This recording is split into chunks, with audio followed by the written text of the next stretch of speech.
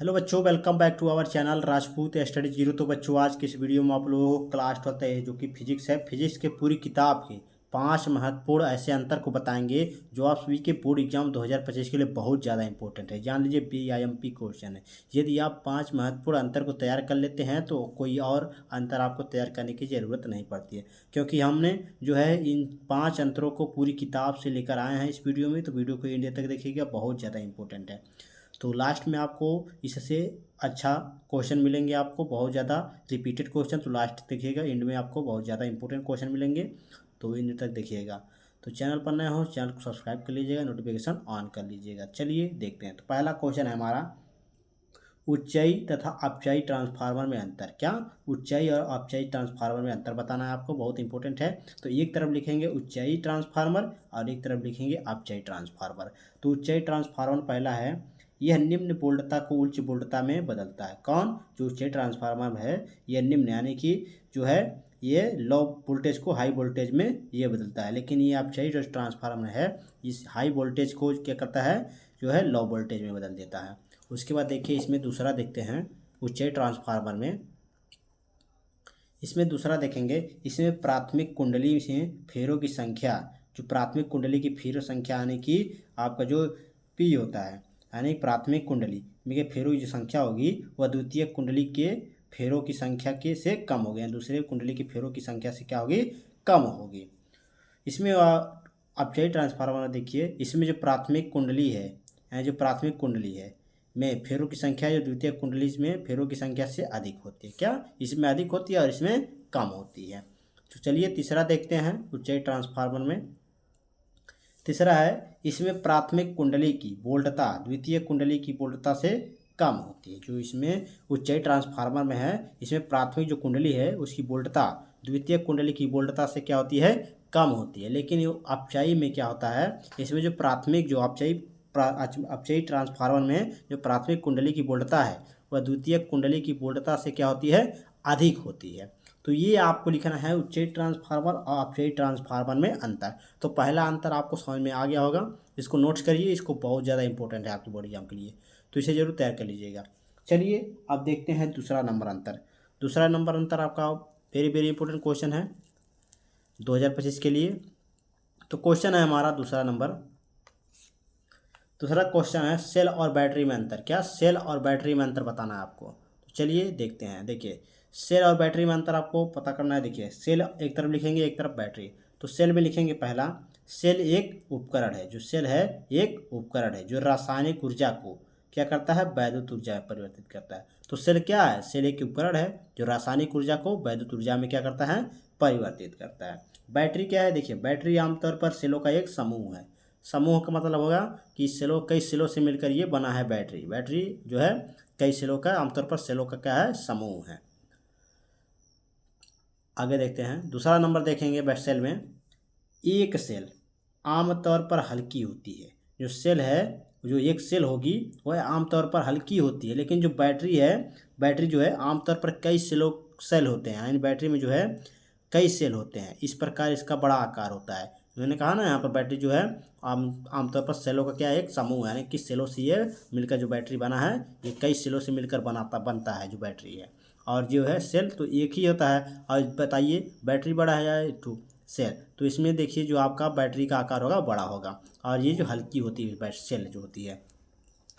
तीसरा number note कीजिए, तीसरा नंबर नोट कीजिए सेल में। तो सेल में तीसरा है, एक से कम, ये जो एक है, जो एक सेल है, यहाँ पर सेल लिख लीजिए।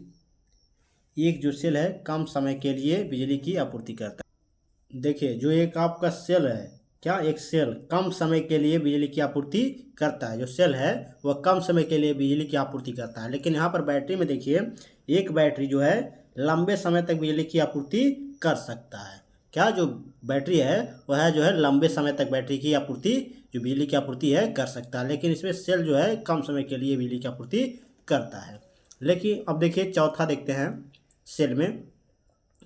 सेल में चौथा है आपका, सेल आमतौर पर सस्ते होते हैं। क्या? जो सेल हैं वो आमतौर पर क्या होते हैं, सस्ते होते हैं। लेकिन जो बैटरियां हैं आपकी वह महंगी होती हैं। क्या? बैटरियां बहुत महंगी होती हैं।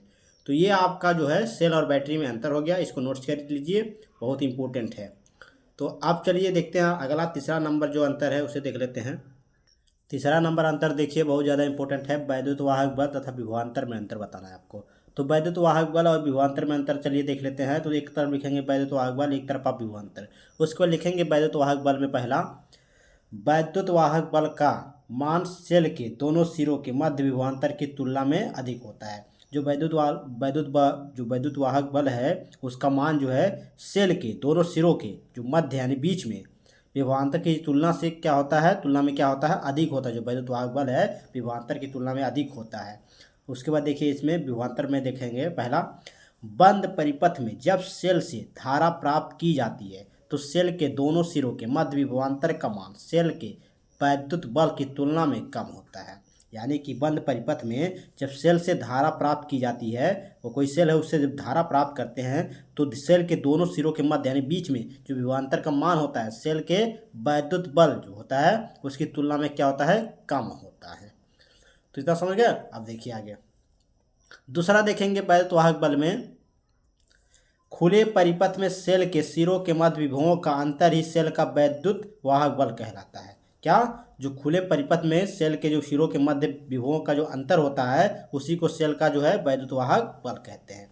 इसमें देखिए बंद परिपथ में सेल के सिरों के मध्य विभवों का अंतर ही सेल का टर्मिनल विभवांतर कहलाता है। तो ये आप नोट कर लीजिए, वैद्युत वाहक बल और विभवांतर में अंतर बहुत ही इंपॉर्टेंट है। चलिए अगला देखते हैं, चौथा नंबर वेरी वेरी इंपॉर्टेंट को अंतर है ये। चौथा नंबर अंतर है आपका नाभिकीय विखंडन। क्या, नाभिकीय विखंडन एवं संलयन में अंतर स्पष्ट करना है। क्या, नाभिकीय विखंडन और जो है संलयन में अंतर स्पष्ट करना है। तो चलिए देखिए हम इसमें नाभिकीय विखंडन और संलयन में यानी कि नाभिकीय संलयन। तो एक तरफ लिखेंगे नाभिकीय विखंडन और एक तरफ नाभिकीय संलयन। तो नाभिकीय विखंडन में पहला है, यह क्रिया भारी नाभिकों में होती है। जो नाभिकीय विखंडन है ये इसकी क्रिया जो होती है भारी नाभिकों में होती है। संलयन में क्या है, जो नाभिकीय संलयन है इसमें जो नाभिकीय संलयन में क्रिया जो होती है हल्के नाभिकों में होती है। क्या, हल्के नाभिकों में। तो नाभिकीय विखंडन में दूसरा है, यह क्रिया साधारण ताप संभव है। यानी कि जो है नाभिकीय विखंडन है इसकी क्रिया जो है साधारण ताप पर संभव है। लेकिन इसमें देखिए यह क्रिया जो है साधारण ताप पर संभव नहीं है। क्या, जो आपका नाभिकीय संलयन है इसमें जो है क्रिया जो है साधारण ताप पर संभव नहीं है। नाभिकीय विखंडन में तीसरा है, इस क्रिया में उत्पन्न ऊर्जा प्रतिशत कम है। क्या, इस जो क्रिया होती है उसमें उत्पन्न जो ऊर्जा होता है उसकी प्रतिशत जो होती है वह कम होती है। इसमें क्या है, संलयन में इस क्रिया में जो उत्पन्न ऊर्जा प्रतिशत है वह अधिक होती है। चौथा देखते हैं नाभिकीय विखंडन में, इस क्रिया को नियंत्रित किया जा सकता है। क्या, इस क्रिया को जो है नियंत्रित किया जा सकता है। लेकिन इसमें जो है आपका नाभिकीय संलयन में इस क्रिया को नियंत्रित नहीं किया जा सकता। जो नाभिकीय संलयन है इसको हम नियंत्रित नहीं कर सकते। अब ये आपका चौथा हो गया, इसको नोट्स कर लीजिए। चलिए हम देखते हैं पाँचवा नंबर अंतर चलिए देखते हैं जो कि लास्ट होगा, बहुत इंपॉर्टेंट, वेरी वेरी इंपॉर्टेंट है आपका VVIMP। पांचवा है आपका व्यतिकरण तथा विवर्तन में क्या अंतर है। क्या, व्यतिकरण और विवर्तन में क्या अंतर है उसे बताना। तो एक तरफ लिखेंगे व्यतिकरण, एक तरफ विवर्तन। वेरी वेरी इंपॉर्टेंट आपका ये है अंतर। तो ये देखिए व्यतिकरण में पहला है, इसमें सभी दीप्त फ्रिंजें एक समान तीव्रता की होती हैं। जो इसमें सभी दीप्त फ्रिंज होते हैं एक समान तीव्रता की होती हैं। लेकिन विवर्तन में इसमें सभी दीप्त फ्रिंजें विभिन्न तीव्रताओं की होती हैं, यानी विभिन्न परतें यानी कि अलग अलग होती हैं तथा तीव्रता के घटते क्रम में होती हैं। क्या, ये घटते क्रम में होती हैं। उसके बाद देखिए व्यतिकरण में दूसरा, इसमें सभी दीप्त फ्रिंजें एक समान तीव्रता की होती हैं। क्या, जो इसमें दीप्त फ्रिंजें हैं एक समान तीव्रता की होती हैं। इसमें क्या है, विवर्तन में इसमें सभी दीप्त फ्रिंजें क्या होती हैं, वह समान चौड़ाई की नहीं होती। क्या, समान चौड़ाई की नहीं होती हैं। इसमें देखते हैं व्यतिकरण में तीसरा, इसमें निम्नलिखित प्रायः पूर्णतः अंधकारमय होते हैं।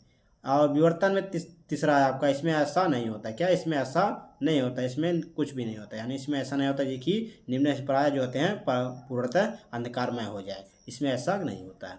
तो ये आपका है पांचवा नंबर जो कि लास्ट है अंतर। बस आपको इतना ही तैयार करना है, 5 ही अंतर तैयार करना है। ये आप तैयार कर लीजिए, आपका एक भी अंतर आपके बोर्ड एग्जाम में नहीं छूटेगा। बस इतना तैयार कर लीजिए। तो आपके बुक में इतने ही अंतर हैं। तो ये थे आपके 5 बहुत ही मोस्ट इम्पोर्टेंट अंतर, इसे तैयार कर लीजिएगा। देखिए, यदि आपको ये समझ गए होंगे तो लाइक शेयर कमेंट जरूर कीजिएगा। चैनल पर नए हो चैनल को सब्सक्राइब कर लीजिएगा, नोटिफिकेशन ऑन कर लीजिएगा। इसी तरह वीडियो देखने के लिए आप नोटिफिकेशन ऑन रखिएगा, अपने दोस्तों को भी शेयर कर दीजिए। चलिए मिलते हैं आपसे नेक्स्ट वीडियो में इसी तरह की वीडियो के साथ।